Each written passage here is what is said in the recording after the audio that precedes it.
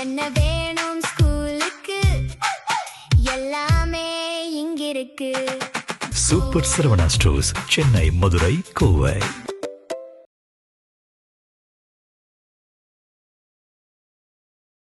இப்போ அதிமுகவை இப்போ காப்பாற்றுறதுக்கு யாரும் இல்லை, சீமான் தான் காப்பாற்ற வேண்டும் என்கின்ற ஒரு லெவலுக்கு அந்த கட்சி தரம் இறங்கி போயிருக்கிறது.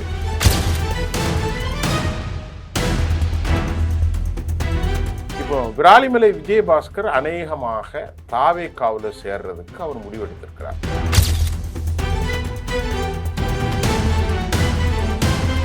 நான் பிரைம் மினிஸ்டர் மோடியை மீட் பண்ணேன். எங்களுடைய ஒரு கனெக்ஷன், எங்களுடைய அந்த பேச்சுவார்த்தை ஒரு நல்ல பரஸ்பரம் சிறப்பாக இருந்தது, புரிதலோடு இருந்தது. 10 நிமிஷத்தில் ஒன்றுமே பேச முடியாது.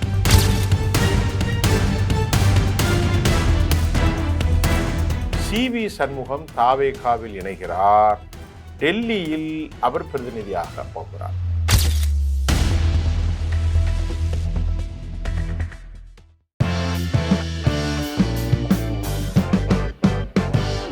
நேயர்களே, அதிமுகவில், பாரதிய ஜனதாவில், தாவேகாவில் இப்போது இந்த 3 ஒரு சுற்றில் ஒரு செய்தி ஒன்று கிடைச்சிருக்கு. குறிப்பாக சிவி சண்முகம் நிலை தடுமாறி இருக்கிறார்.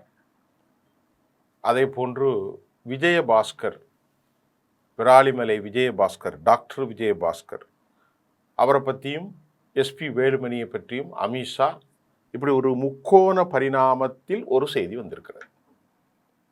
செய்தியினுடைய தன்மைகள், பத்திரிகை செய்திகளை நாம் சொல்கிறோம், அதுக்கு சில காரணங்கள் உண்டு.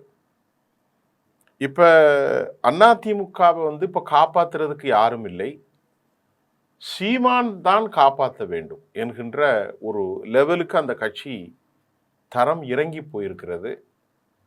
கூட்டணி என்பது வேறு, நீங்கள் வந்தால் தான் எங்கள் கட்சியிலேருந்து யாரும் போக மாட்டாங்க, அவரே தன்னை காப்பாற்றி கொள்வதற்கு 4% அதற்கு கீழ் வருகிறது என்ற லெவலுக்கு அவர் வந்துட்டார்.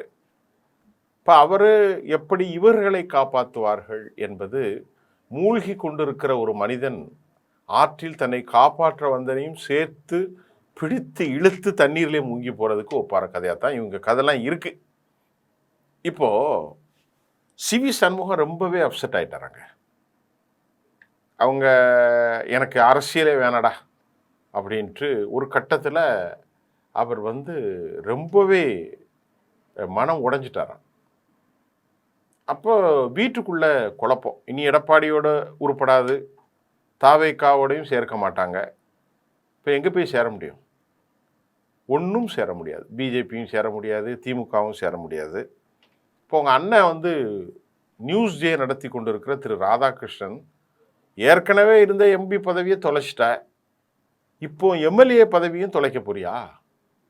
உன்னை நம்பி எத்தனை நகர செயலாளர்கள், மாவட்ட செயலாளர்கள், வட்ட செயலாளர்கள், ஒன்றியம், ஊராட்சியிலலாம் இருக்காங்களே, அவளுக்கு நீ என்ன பதில் சொல்ல போற அப்படின்னு இப்போ அவரை கடுமையாக, உணர்வு பூர்வமாக கொஞ்சம் மட்டுப்படுத்தி வச்சிருக்காராம்.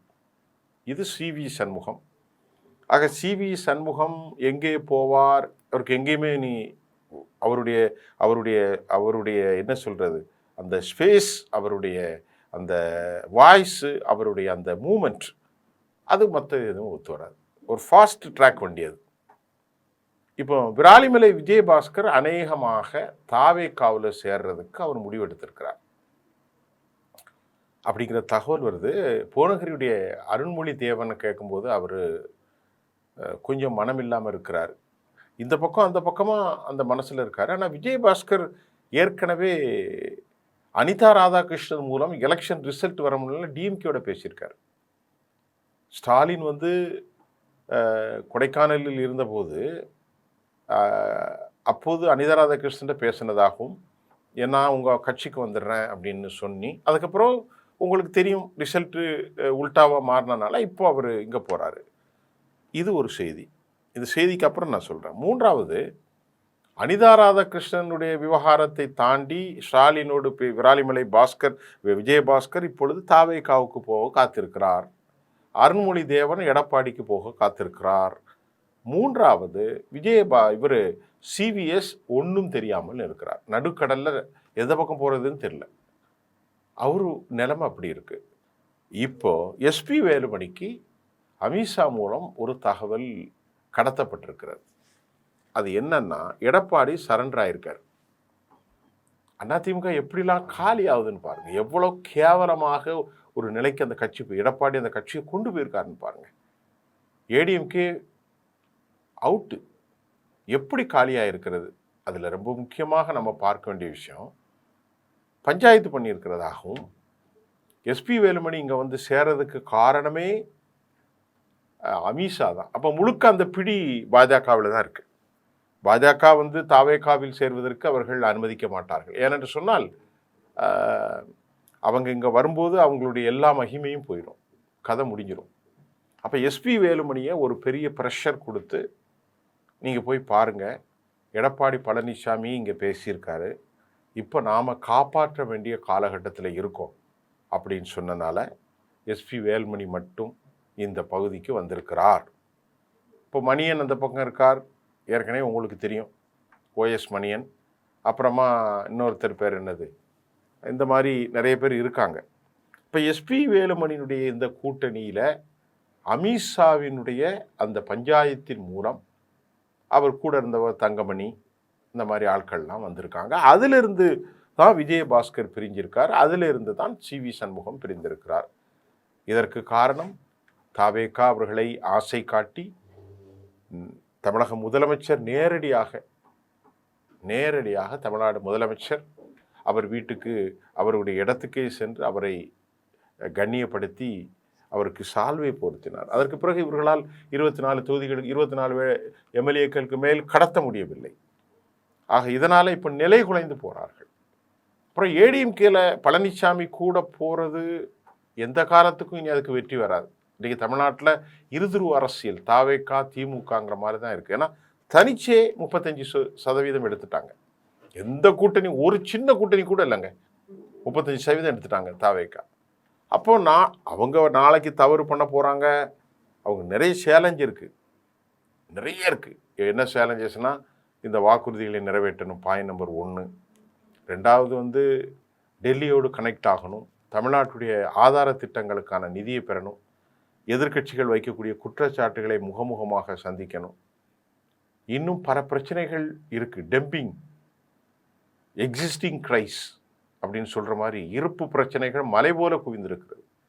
இப்போ அதை அவங்க தீர்க்கிறதுக்கு எப்படி பண்ண போகிறாங்க?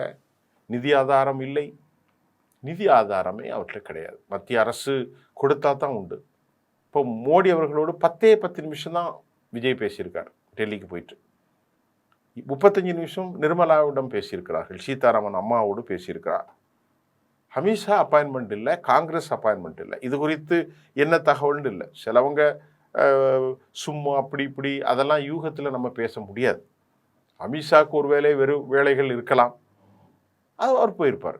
காங்கிரஸ் கட்சி வேறு, நமக்கு கிடைத்த தகவல் உண்மையாக இருந்தால் காங்கிரஸ் கட்சி அங்கே கர்நாடகாவில் ஏற்பட்டிருக்கக்கூடிய டிகே சிவகுமார் அந்த மேட்டர்களில் அவர்கள் முக்கியத்துவமாக இருப்பதாக, இப்போ இருக்கக்கூடிய முதலமைச்சர் கர்நாடகாவில் மாற்றம் ஏற்பட்டால் அடுத்து யார் இந்த விவகாரத்தில் இருக்கலாம், இவங்க கமிட்டாக இருக்கலாம் ஏற்கனவே. ஏன்னா முதலமைச்சர் வரக்கூடதும் அங்கே டெல்லியிலேயும் அவங்களுக்கு வித்தியாசமாக இருக்கும். அடுத்த முறை வந்து சந்திக்கலாம். அதனால் யூகத்திற்கு நாம் அங்கே காங்கிரஸை ஏன் சந்திக்கவில்லை, உடனே பத்திரிகையில் காங்கிரஸோடு அவர்கள் ஒதுக்கிவிட்டார்கள், சும்மா தேவையில்லாமல்லாம் செய்திகளை வெளியிடுவது, இதில் உண்மை இல்லை, இதில் உண்மையே கிடையாது. அதனால் இன்றைக்கு அவர் பேசாதது பல சர்ச்சைகளை ஏற்படுத்தியிருக்கிறது. டெல்லியில் அம்மையார் செல்வி ஜெயலலிதா, ஸ்டாலின், பழனிசாமி யாராக இருந்தாலும் சரி, திரு எம்ஜிஆர் அவர்களுடைய காலத்திலிருந்து ஒரு புதிய முதல்வர் அழகாக பதில் சொல்லணும். அதில் அவருக்கு ஒரு பெரிய சிக்கல் ஒன்றும் கிடையாது. அவருக்கு வந்து ப்ராக்டிஸ் ஆகிறதுக்கு இன்னும் டைம் இருக்குது. ஒரு அரசாங்கத்துக்கு 19 நாட்கள் ஒன்றுமே கிடையாது, 20 நாட்கள் தான் ஆயிருக்கு. ஆனால் இந்த நிலையில் அவர் அழகாக சொல்லியிருக்கிறான், ஆங்கிலத்தில் கூட சொல்லியிருக்கிறான், நான் வந்து பிரைம் மினிஸ்டர் மோடியை மீட் பண்ணேன், எங்களுடைய வந்து ஒரு கனெக்ஷன், எங்களுடைய அந்த பேச்சுவார்த்தை ஒரு நல்ல பரஸ்பரம் சிறப்பாக இருந்தது, புரிதலோடு இருந்தது. 10 நிமிஷத்தில் ஒன்றுமே பேச முடியாது, இப்படியே உட்காந்துக்கிட்டு இருந்திருப்பார், வாங்கன்னு இருப்பார், அவ்வளோதான். அல்லது நிர்மலா அம்மாவோடு பேசினேன், மத்திய நம்முடைய நிதியமைச்சர் அம்மா அவர்கள் நமக்கு நிறைய நிதி தருவதாக சொல்லியிருக்கலாம். அதெல்லாம் அவர் அழகாக பேசலாம், அதில் ஒன்றும் தப்பில்லை. ஒரு 5 நிமிஷம் ப்ரெஸ், நான் இப்போ எதுவும் சொல்கிற மாதிரி இல்லை, இப்போ என்கிட்ட ஹேவ் நோ எவிடன்ஸ், இன்னும் நிறைய நாள் இருக்குது, it will take some more time. நான் போய் பார்க்க போகிறேன், பார்த்து நல்ல முறையில் உங்களெல்லாம் அழைத்து நான் பேசுவேன். Against I will call you, நீங்கள் கண்டிப்பாக வாங்க, லெட் இட் பி கிளியர், நான் கண்டிப்பாக பண்ணத்தான் வேணும், பண்ணுவேன் அப்படிங்கிற மாதிரி ஒரு பாசிட்டிவான ஒரு செய்தியை அவருக்கு செஞ்சுருக்கலாம், அது மாதிரி சொல்லியிருக்கலாம். ஆனால் எதுவுமே சொல்லாமல் கையை கும்பிட்டுட்டு போயிட்டார். ஏன்னா மிஸ்டர் விஜய் அவர்கள் முன்னாடி போகலாம், இப்போ இன்றைக்கி மக்கள் பிரதிநிதி, அவர் மக்களுக்கான பதிலை சொல்ல வேண்டிய கடப்பாடு இருக்குது. அது குறித்து இவர்கள் ஏராளமான பொய்களையும் புனைகளையும் டிவிலையும் யூடியூபர்ஸும் பேசி கொண்டிருக்கிறார்கள். அப்படி பேசக்கூடாது, அது தவறு. அதனால் இந்த நிகழ்ச்சியில் இன்றைக்கி நான் பேசுனது சிவி சண்முகம் தன்னுடைய அண்ணன் ராதாகிருஷ்ணனுடைய கடுமையான சப்தத்துக்கு உள்ளாக்கியிருக்கிறார். இரண்டாவது மிக முக்கியமாக பேசப்போது விஜயபாஸ்கர் தாவேகாவில் இணைய நூல் விட்டு கொண்டிருக்கிறார், ஏற்கனவே திமுக விட்டார். மூன்றாவதாக அருண்மொழி தேவன் எடப்பாடி பக்கம் அப்படியே நிற்கிறார். ரொம்ப முக்கியமாக டெல்லி பஞ்சாயத்தில் மூலம் எஸ்பி வேலுமணி இங்கே வந்து விட்டார். உங்களுக்கு எது தெரியும், இதில் எந்த டவுட்டும் இல்லை.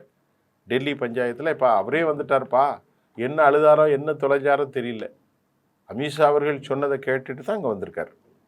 எஸ்பி வேலுமணி அமித்ஷாவை மீறி போக மாட்டார், அவர் ஜக்கி வாசுதேவனுடைய ஆள். இப்போ இவர் யாரை பிடிச்சி யார் காலில் விழுந்து அழுதாருன்னு தெரில, ஏன்னா திடீர்னு எஸ்பி வேலுமணி வந்துட்டார் இல்லையா. இப்போ சிவி சண்முகத்துக்கு இங்கே மதிப்பில்லைன்னு ஆயிட்டு, இனி இவரை கூப்பிட்டு வச்சா விளங்காது, இனி முடிஞ்சுது.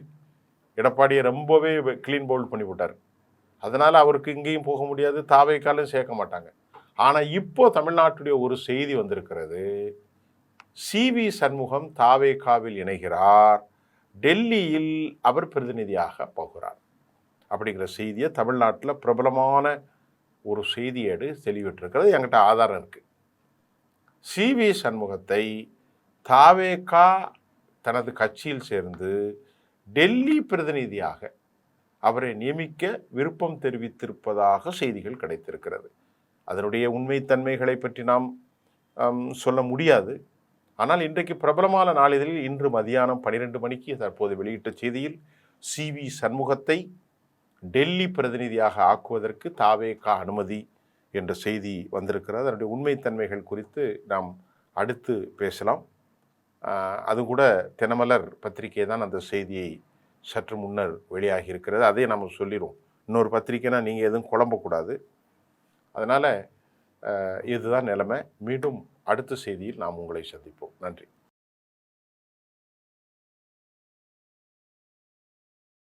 என்ன வேணும் ஸ்கூலுக்கு, எல்லாமே இங்கிருக்கு. Super Saravana stores, Chennai, Madurai, Kovai.